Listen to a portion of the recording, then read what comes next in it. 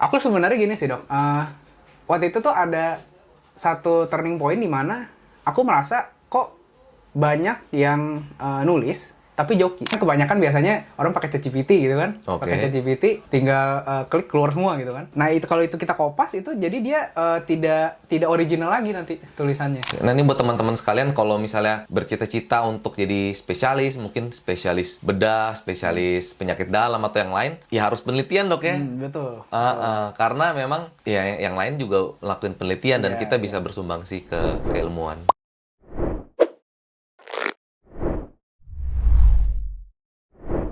Halo brosis, jadi balik lagi di Medi Podcast. Tentu kita sebagai mahasiswa kedokteran ataupun dokter itu sangat familiar dengan penelitian. Karena memang seluruh ilmu yang kita pelajari nih selama preklinik itu berasal dari penelitian-penelitian yang udah ada nih dan dibangun sejak lama.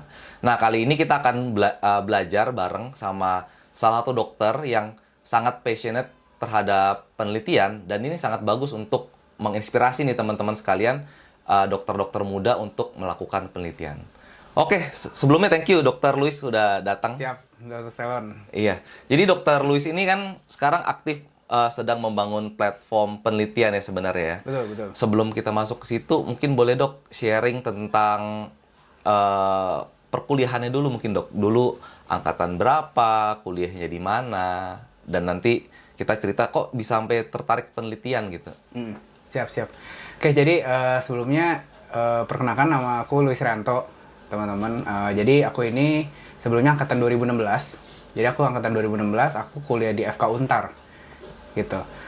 Sebelumnya juga aku ini ya, sebelumnya di saat masa preklinik pun aku juga sebenarnya ini teman-teman juga masih buta gitu sama penelitian gitu dong. Oke. Ya, jadi emang awalnya itu emang belum terlalu belajar ke sana sih gitu saat preklinik. Namun sering berjalannya waktu ya jadi suka gitu sama penelitian. Jadi mau belajar lebih dalam lah gitu. Ah iya. Jadi sama lah ya. Kadang kita kalau di preklinik kan dok, skripsi itu untuk yang penting cepat selesai ya. Cepat selesai, betul. Mostly kayak gitu ya. Betul, mostly gitu. Aku pun juga dulu gitu dok. Ah. Awal-awal. Jadi emang awalnya tuh skripsi itu ya cuman kewajiban aja gitu. Iya betul sih dok, Sebenarnya, setuju. ya kan? Ya, tapi ya makin lama makin kesini makin sadar bahwa ya sebenarnya penelitian itu juga penting untuk kita sebagai klinisi juga gitu kan. Mau di luar klinisi pun juga sebenarnya penting gitu. Betul. Mau di bidang apapun sebenarnya kan penelitian itu bisa jadi apa ya dok ya? Kayak informasi baru nih gitu, sumber baru. Pengetahuan baru ya. Pengetahuan baru gitu. Betul. Buat kinerja kita sebagai dokter gitu di Betul. lapangan. Nah itu memang pentingnya dalam pembentukan penelitian itu novelty dok ya. Betul. Novelty-nya agar itu memang jadi pengetahuan baru.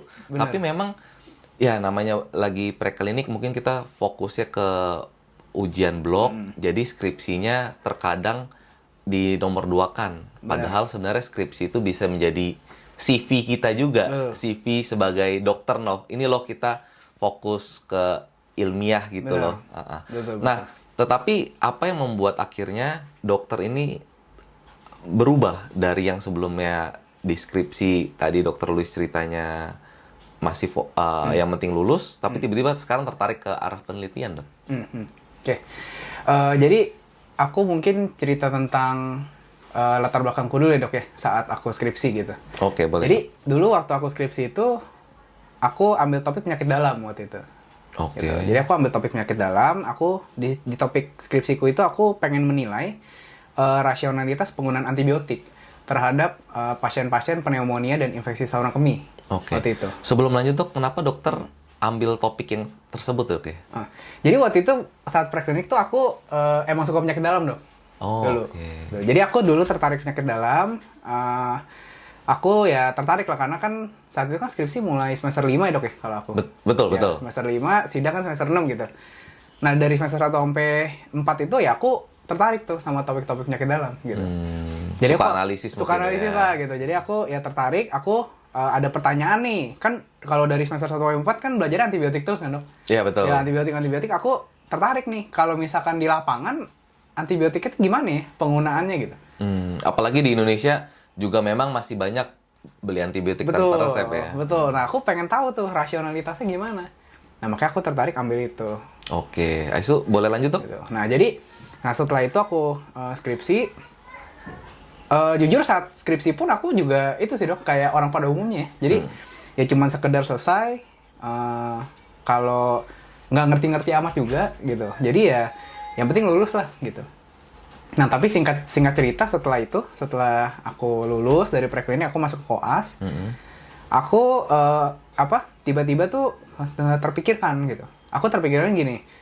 Biasa kan kalau mau masuk PPDS, mau sekolah kita tuh harus ini ya dok ya, kalau misalkan bisa nulis itu poin plus. Iya betul. Ya kan? Nah, bisa nulis, pengabdian masyarakat. Ya. Bisa nulis, bikin penelitian gitu kan. Betul. Nah, aku tuh mikir saat itu, aku pas masih koas tuh, aku belum bisa nulis sama sekali dok.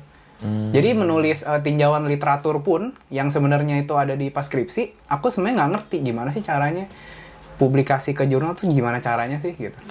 Nah, makanya dari situ aku flashback lagi sebenarnya, dulu pas skripsi aku ngerjain skripsi tuh ternyata cuman lewat ya gitu. Maksudnya belum rapi ya. Belum rapi lah gitu. Padahal sebenarnya yang penting itu adalah kan kita kalau misalnya kita benar-benar resapin penelitiannya, toh ilmu yang kita dapat dari skripsi itu kan juga bermanfaat pas jadi dokter lagi gitu. Betul. Ya kan? Dimana kita sebagai klinisi tuh jadi nanti kan kita tahu nih, ternyata ada pengetahuan baru ini yang bisa kita terapin gitu.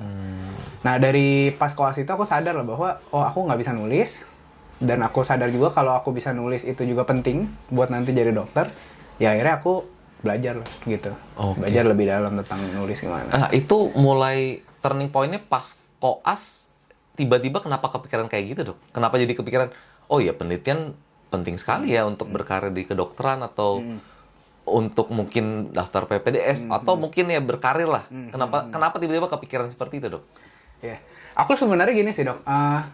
Waktu itu tuh ada satu turning point di mana aku merasa kok banyak yang nulis tapi joki. Gitu. Iya, itu kan? di seluruh fakultas lah ya, itu di seluruh rahasia umum lah. Betul. Ya kan? Banyak yang kayak gitu.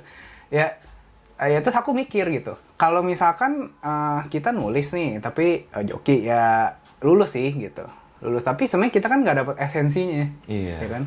Dari penulisan itu kita nggak dapat esensinya. Padahal karya ilmiah itu kan suatu hal kebanggaan untuk saintis ya, betul, untuk seorang dokter.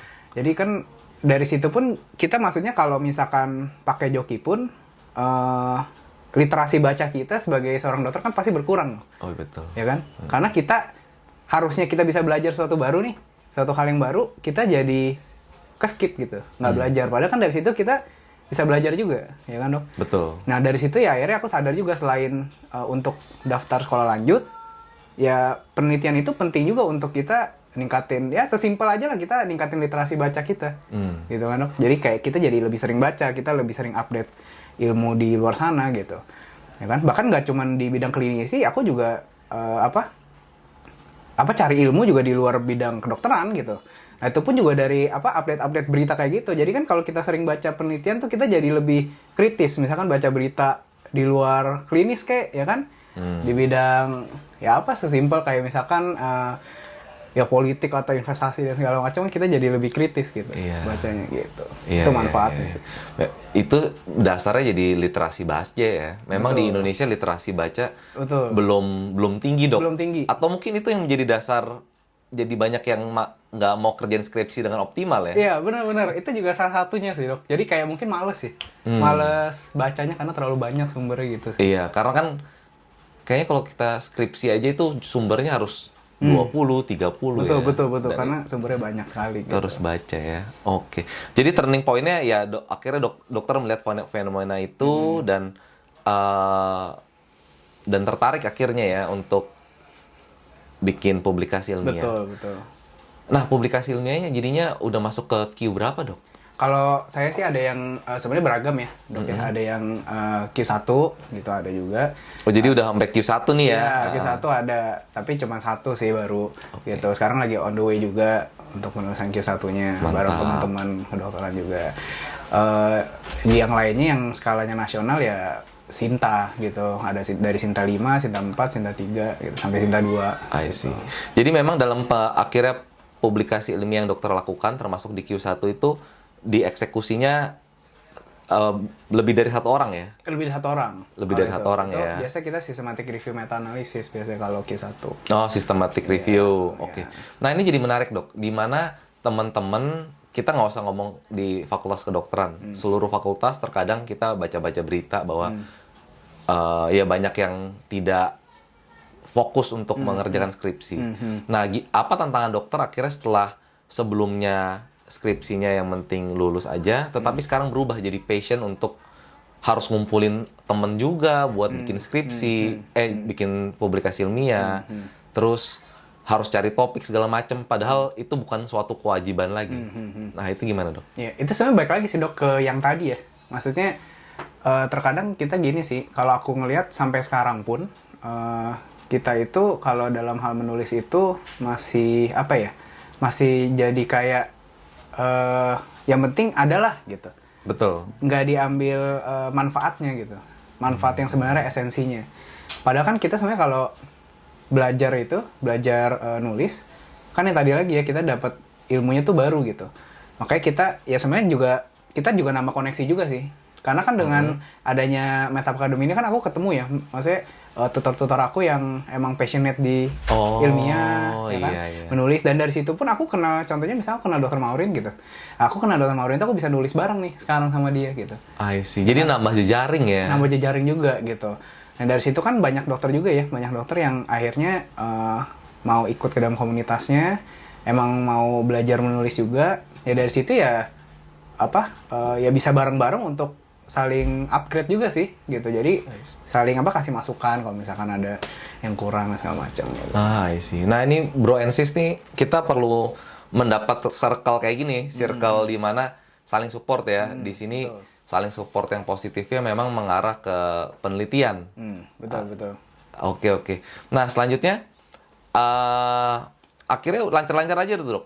Jadi kumpulin teman, pilih apa yang judulnya itu ditentukan dari apa, Dok, biasanya? Judul penelitiannya ya? Judul penelitiannya ya. Karena kan kalau misalnya skripsi kan mau nggak mau pasti kita harus cepet-cepet semester 5 dapat judul. Maybe novelty-nya belum kuat segala macam, yang penting kita lulus dulu. Tapi kalau misalnya untuk publikasi ilmiah after dari skripsi itu biasanya dokter milihnya kayak gimana? Ya. Kalau misalkan milih topik untuk publikasi sebenarnya awalnya tuh dari rasa penasaran kita sih gitu. Jadi contoh misalkan yang publikasi terakhir ya. Jadi aku publikasi terakhir itu di bidang dermatologi.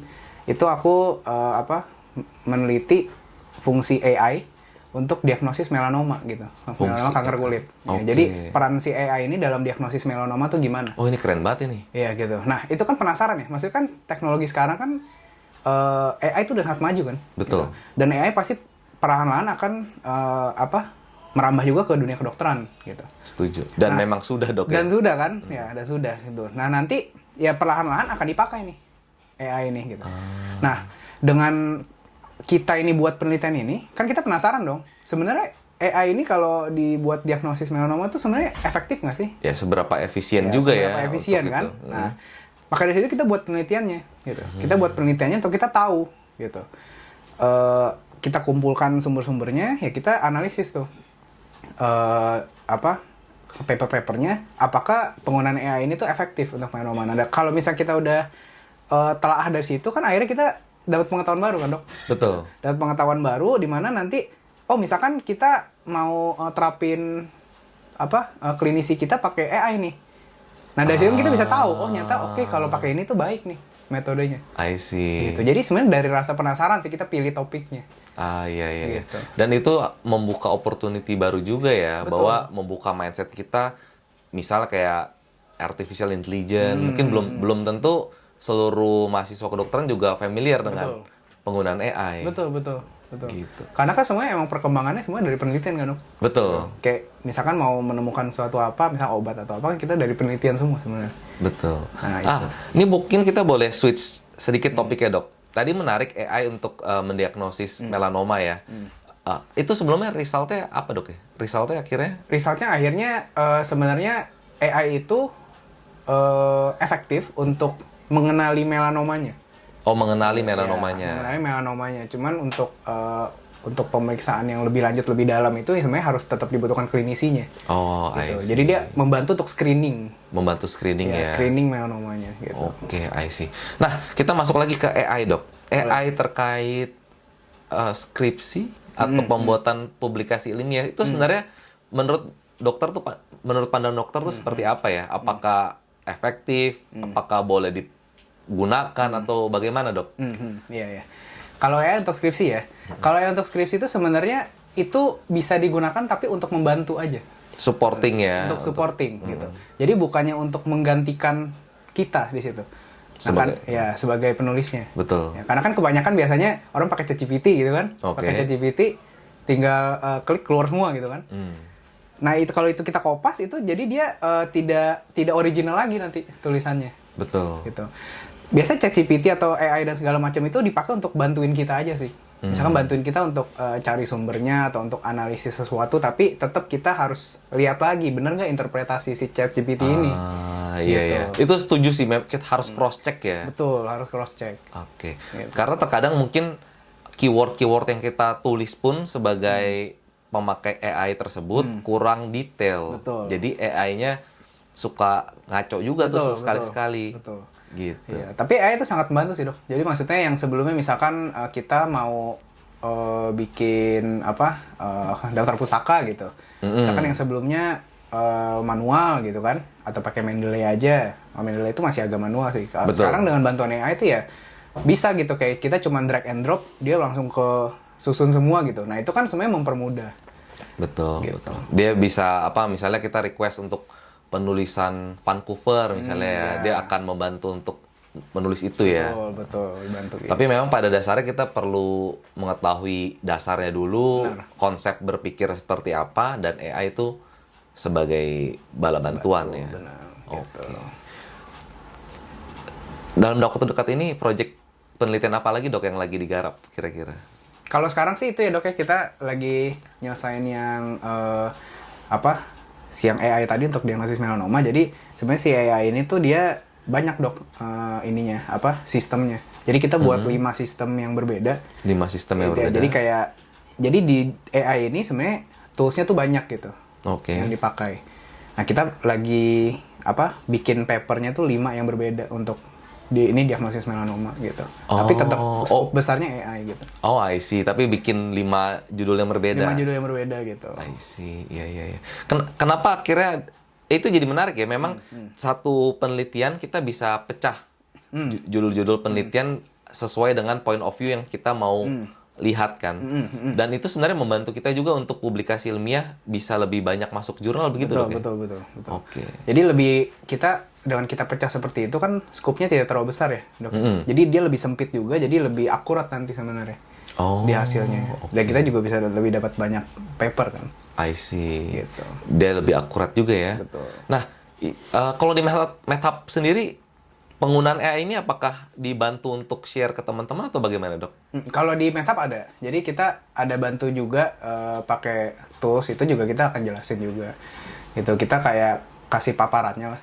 Kayak penggunaan AI itu kalau di penelitian tuh kayak gini gitu. Oke. Kita kasih lihat caranya gimana gitu. Nah, ini buat teman-teman memang yang mau skripsi, langsung HAM expert ini. Intinya harusnya ada cheat-cheatnya ya. Bukan cheat lah ya, tips and triknya ya. Karena memang, nah kalau dokter boleh flashback, Dok. Dulu kan skripsinya mungkin dibuat nggak masuk Q1 ya. Nah, advice dokter mungkin buat teman-teman yang lagi skripsi sekarang?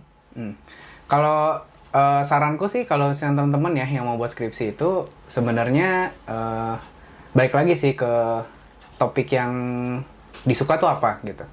Topik yang bikin penasaran tuh apa gitu. Oke. Bukan karena di request ya? Ya, bukan karena di request gitu. Jadi biasanya kan kita masing-masing pasti punya ini ya, Dok, ya, kayak interest terhadap topik tertentu lah gitu.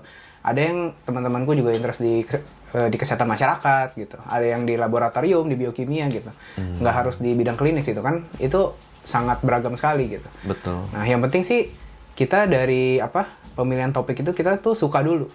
Gitu. Kita suka karena kan kalau kita suka pasti kita mau penasaran. Mau gali lebih Ya dalam kan, mau gali lebih dalam lah gitu di bidang apapun kan. Nah, kalau misalkan kita suka, kita penasaran, ya otomatis kita bakal ngelakuin yang terbaik buat dapetin jawabannya gitu kan. Dok. Betul. Nah, itu sebenarnya tips awalnya sih untuk milih topik, karena kan aku lihat kebanyakan ya milih topik ya sekedar ya udahlah karena dosen pembimbingnya baik, gue pilih itu aja pilih lah, gitu. itu aja ya. Pilih itu aja gitu kan. Biar bisa disupport Iya, ya. biar bisa disupport. Nah, tapi kan sebenarnya balik lagi sih ke awalnya ya kita mau dapet apa tuh dari skripsinya gitu. Nah, kalau Dokter Luis tertariknya ke bidang kedokteran apa dan kenapa tertarik ke arah sana ya, Dok? Iya ya. Kalau aku cerita sih, kalau aku tertariknya sih saat ini ke dermatologi. Dermatologi, oke. Iya. Nah, kenapa awal-awalnya itu aku tertariknya ke dalam gitu? Ah, iya, dia switch. Ya, Ya, tadi switch ya. penyakit dalam, ya. Iya. Switch jadi kulit ya. Switch ke kulit kan. Nah, jadi ya awalnya aku emang suka penyakit dalam sih, Dok, dari preklinik gitu. Aku suka penyakit dalam, aku suka ilmunya gitu. Aku suka menganalisis ya, klinisnya dan segala macam. Tapi ya singkat cerita, intinya setelah sampai koas nih, sampai koas itu ya aku ngelihat aku suka ilmunya penyakit dalam. Tapi ketika aku ketemu langsung sama pasiennya, kok aku nggak serk ya. Oh gitu. Jadi aku nggak terlalu suka yang berbau gawat darurat gitu. Gawat darurat, pasien prognosisnya buruk gitu. Nah, aku nggak terlalu suka tuh tipe pasiennya. Tipe pasiennya. Tapi saat belajar aku suka konsep analisisnya konsep ya. analisisnya gitu. Nah, itu kan maksudnya nggak bisa dong kalau aku suka analisisnya, aku nggak suka tipe pasiennya. Kalau aku menjalani klinisi di situ kan aku berat, ya kan? Betul. Nah, ya akhirnya aku pilih yang aku masih suka nih. Aku suka tipe-tipe pasien yang masih hijau, yang masih bisa diajak ngomong lah. Triasenya bagus lah ya. Triasenya bagus lah ya, nggak terlalu kayak kesadarannya masih udah rendah gitu. Aku pilih tipe pasien yang kayak gitu. Nah, makanya yang aku suka kedua ya kulit sampai sekarang gitu. Oke, I see. Oh, makanya tadi AID melanoma. Betul. Nah, karena tertariknya di situ. Iya. Berarti pada beberapa publikasi ilmiah Dokter Luis sekarang memang lebih terfokuskan ke dermatologi, Dok ya? Betul. Lebih banyak emang fokusnya ke dermatologi. Kira-kira kalau misalnya kita bikin penelitian ke arah dermatologi terus-menerus, Dok ya, itu membantu karir kita di kedokteran nggak sih, Dok? Ini pertanyaan awam deh, gitu. Iya. Sebenarnya itu pasti bantu karir kita ya, Dok ya, sebenarnya. Pasti ya? Pasti sebenarnya. Karena gini, kita ngomongin dalam ranah klinisi ya, Dok ya. Kalau dalam ranah klinisi itu kan pasti penelitian kan berkembang terus ya, Dok ya. Ilmu kan berkembang terus gitu. Contoh kayak misalkan ada penyakit baru deh, kayak misalnya kayak COVID kemarin. Kan COVID itu kan sebenarnya kemarin kita nggak tahu nih ini virus dari mana, ya kan, obatnya apa gitu. Nah, makanya dari penelitian akhirnya tahulah obatnya ternyata ini gitu contohnya. Ya kan, contohnya kemarin banyak pakai Avigan kan. Betul. Nah, itu kan sebenarnya dari riset tuh. Udah dikumpulin sampel, dites segini, ternyata sekian orang misalkan baik prognosisnya gitu, sembuh. Nah, itu kan penelitian tuh. Betul. Nah, saat kita jadi klinisi, saat kita mau diagnosis dan memberikan treatment, kita kan harus tahu dasarnya apa gitu, evidence base-nya kan. Nah, makanya dari penelitian tadi kita jadi tahu tuh, Dok. Treatment terbaiknya treatment terbaiknya yang terbaru apa gitu. Diagnosis pun kita jadi lebih tajam karena kan bisa aja nih suatu saat kita nggak ketemu variasi klinis yang ini. Tapi ketika kita buat penelitian atau kita baca penelitian ada case report nih. Oh, ini ada kasus kayak gini. Oh, ternyata penampakannya kayak gini ya. Terutama aku kalau bidang dermatologi kan aku sangat visual ya. Betul. Jadi aku bisa lihat, oh, ternyata ada gambar kayak gini nih. Melanomanya bentukannya lebih beda gitu ya. Beda. Oh, ternyata ada yang kayak gini ya. Nah, kita kan kalau ketemu kan bisa tahu. Itu dalam diagnosis, gitu sih. Itulah kenapa pas kita daftar PPDS di kedokteran tuh memang salah satunya publikasi ilmiah itu sangat dilihat ya, Dok. Betul. Publikasi ilmiah sangat dilihat karena kan di situ biasanya konsulennya tuh akan lihat kita tuh sebenarnya update nggak sih sama ilmu kedokterannya yang mau dituju ya? Yang mau dituju sebenarnya gitu. Oke. Nah, ini buat teman-teman sekalian kalau misalnya bercita-cita untuk jadi spesialis, mungkin spesialis bedah, spesialis penyakit dalam atau yang lain, ya harus penelitian, Dok ya. Betul. Karena memang ya yang lain juga lakuin penelitian dan kita bisa bersumbangsi ke keilmuan. Benar. Oke, sebelumnya terima kasih Dokter Luis untuk sharing hari ini. Siap. Sebelum kita tutup, boleh Dok, sekarang Dokter Luis ini sangat menginspirasi kita ya dalam sebagai calon dokter nih memang harus publikasi lebih baik lagi, kita juga belajar publikasinya mengikuti tren ya, yaitu penggunaan artificial intelligence. Nah, boleh dok, sebelum kita tutup, dokter memberikan advice buat teman-teman agar lebih semangat skripsinya ataupun nanti publikasi ilmiah. Ya, oke. Jadi teman-teman semuanya kalau yang emang mau membuat publikasi atau sedang mengerjakan skripsi atau mungkin mau skripsi, saranku adalah ya tadi ya, balik lagi ke kita harus tahu sebenarnya topik apa yang kita tuh interested gitu. Topik apa yang kita tuh tertarik, kita mau cari jawabannya lebih dalam gitu. Nah dengan itu ya teman-teman akan lebih semangat tuh dalam mencari jawabannya dan segala macam gitu. Dan sebenarnya jangan lupa untuk terus update ilmunya, update juga kayak semacam metode penelitiannya, supaya kita tuh jadi lebih baik lah skripsinya. Nanti setelah skripsi kan, percaya aja pasti nanti setelah skripsi itu ada ilmu yang bisa kita ambil, yang akan kepake nanti saat kita tuh jadi dokter gitu. Pasti akan kepake gitu. Dan kalau yang mau publikasi itu pasti teman-teman akan merasakan manfaatnya sebenarnya nih nanti sih. Mungkin saat nulisnya atau saat lagi brainstorming papernya tuh capek ya. Gitu, sangat capek lah karena kan kita harus berhari-hari bikin tulisan, baca beratus-ratus jurnal gitu. Cuman nanti setelah jadi ya itu akan mendatangkan manfaat nggak cuma ke kita tapi buat ke orang lain juga, karena kan saat kita publikasi banyak dokter juga atau tenaga kesehatan yang lihat juga hasil penelitiannya gitu. Nah itu akan dapat manfaat tuh sangat banyak sih gitu. I see. Oke, sekali lagi sangat bermanfaat Dr. Luis. Tadi juga systematic review udah bisa masuk ke skripsi ya? Bisa. Nah, jadi buat teman-teman yang memang tertarik buat skripsinya tuh memang bisa langsung masuk ke jurnal atau Q1, Q2, mungkin jika butuh advice ataupun support bisa hubungin Dr. Luis di MedHub Academy. Siap. Oke, kalau gitu sampai ketemu Bro and Sis di podcast Medi selanjutnya dan Prepare Doctor.